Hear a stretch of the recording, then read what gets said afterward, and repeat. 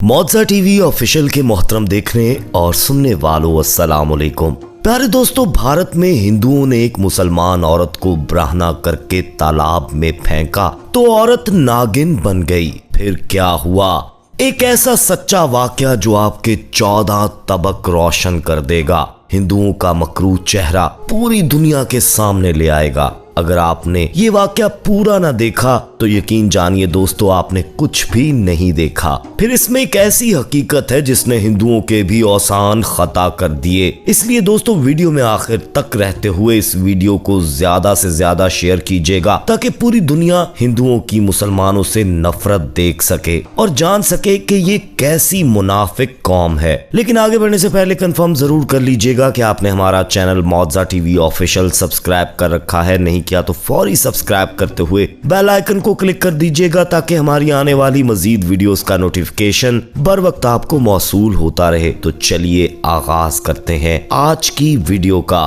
प्यारे दोस्तों, भारत में रियासत झारखंड के पास पुनासी गांव के पास घना जंगल है जहां एक तालाब है और इस तालाब को लेकर अजीबो गरीब कहानियां हैं कि इस तालाब में सदियों से एक इच्छाधारी नागिन रहती है और इस तालाब के इर्द गिर्द कई सांपों का डेरा है। कहते हैं ये सभी सांप उस नागिन के इशारों पर उसका हर हुक्म मानते हैं। और ये भी कहा जाता है दोस्तों कि इस गांव के कई लोगों ने इस इच्छाधारी नागिन को अपनी आंखों से देखा है। उन लोगों में ये मशहूर है कि वो नागिन बहुत ज्यादा खूबसूरत है, जैसे कोई जन्नत की हूर हो। गांव वालों के मुताबिक हर पूरनमाशी की रात यानी पूरे चांद की रात में जंगल से किसी लड़की के रोने की आवाजें आती हैं। लोगों का मानना है कि ये आवाज उस तालाब वाली इच्छाधारी नागिन की है जो उस रात में सारी रात रोती है। लेकिन आज तक कोई नहीं जान पाया कि आखिर वो नागिन रोती क्यों है। अलबत्ता गांव वालों का इस बारे में ये कहना जरूर है कि इसी रात यानी पूरे चांद की रात में उस नागिन का नाग मर गया था। गांव वालों का मानना है कि वो नागिन उस तालाब में कई सालों से रहती है, लेकिन आज तक किसी को भी उस नागिन ने कोई नुकसान नहीं पहुंचाया। मगर उस तालाब में क्योंकि नाग रहते हैं तो अगर गांव वालों ने किसी को मौत की सजा भयानक तरीके से देनी हो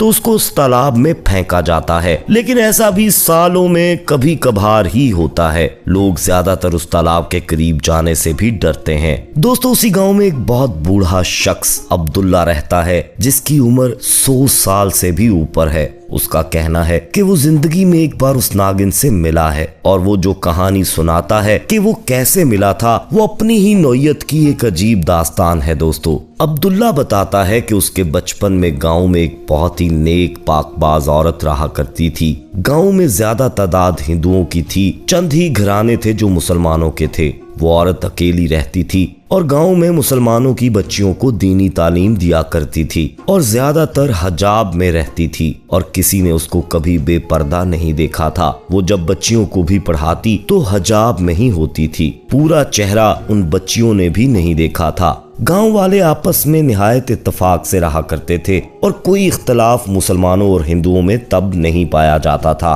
मुसलमान और हिंदू एक दूसरे की इज्जत करते थे और अपने काम से काम रखते थे। उस औरत का घर जरा हटके था और सालों से वो औरत अकेली वहां रहा करती थी। लोग समझते थे कि ये अब बूढ़ी हो चुकी होगी और गांव वालों के नजदीक वो तालाब जो जंगल में था वो तब भी ऐसी ही बातों के लिए मशहूर था कि वहां पर इच्छाधारी नागिन रहती है। फिर दोस्तों, उस पुरअमन गांव को एक दिन नजर लग गई और उस गांव में एक इंतहा पसंद पंडितान बसा जो मुसलमानों से शदीद नफरत करता था। उसने मुसलमानों से नफरत का बीज हिंदुओं के दिलों में बोना शुरू कर दिया और फिर ये नफरत ऐसी जड़ पकड़ गई कि हिंदू और मुसलमान आपस में लड़ने झगड़ने लगे। हिंदू इंतहा पसंदों का एक ग्रोह बन गया और उस पंडित की सरबराही में मुसलमानों का जीना दोभर होने लगा। वो चाहते थे कि वो इस गाँव से किसी तरह मुसलमानों का सफाया कर दें, जिसकी शुरुआत हो चुकी थी। और सबसे पहले गाँव की मस्जिद पर धावा बोला गया और मस्जिद को नजरे आतिश कर दिया गया।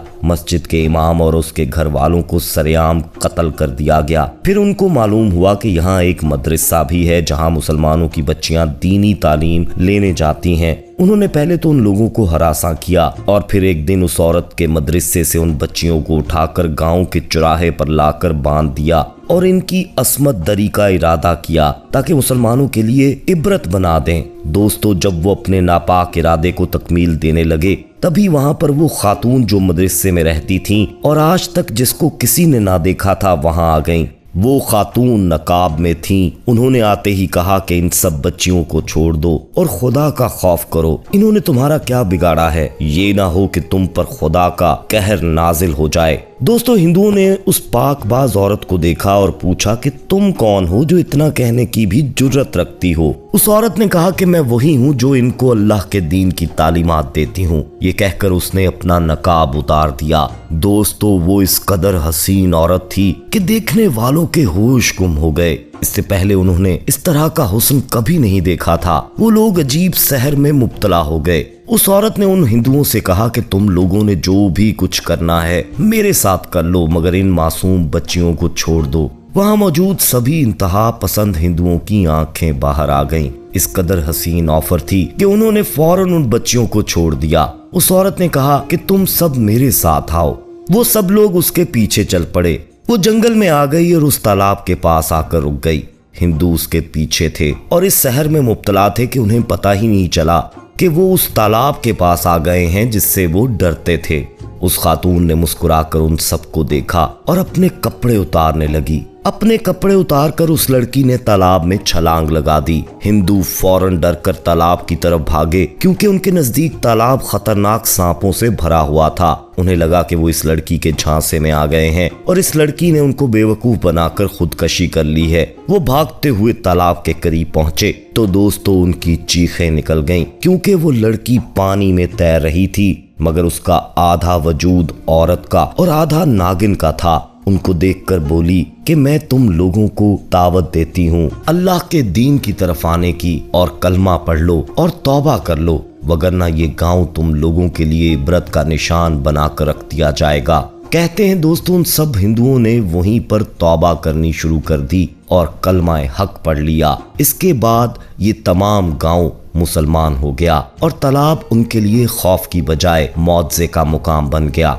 अब्दुल्ला ने बताया कि तब मैं बहुत छोटा था। उसके बाद से वो नागिन फिर कभी दिखाई नहीं दी। हाँ, अलबत्ता उसकी कहानियां आज भी मौजूद हैं। वो कोई इच्छाधारी नागिन थी या अल्लाह ताला की कोई और मखलूक, ये तो अल्लाह ही बेहतर जानता है। दोस्तों, ये थी आज की वीडियो। उम्मीद करते हैं आपको हमारी आज की वीडियो पसंद आई होगी। पसंद आने की सूरत में इसे लाइक करते हुए दोस्तों के साथ शेयर करना मत भूलिएगा।